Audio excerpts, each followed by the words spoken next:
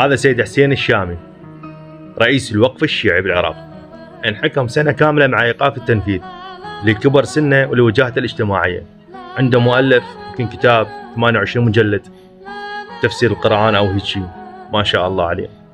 ايش لقوا بحوزته يعني السرقة مالته؟ 28 عقار وبعض الأماكن يعني ليفل عالي، و280 مليار.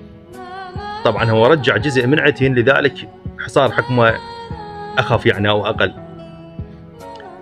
زين اللي مثلك هيك يعني سيد ومعمم وعنده مؤلف واحد 28 مجلد وسوى هاي السوالف، عقار 28 عقار و280 مليار، يعني المثل ومثل الناس البسيطة شي يسوي؟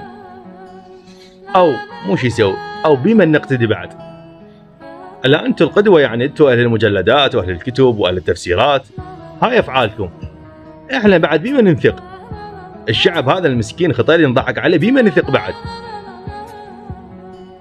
يعني حاميها حراميها مثلا، أبو العلم هو اللي يبوق، شلون تصير هاي؟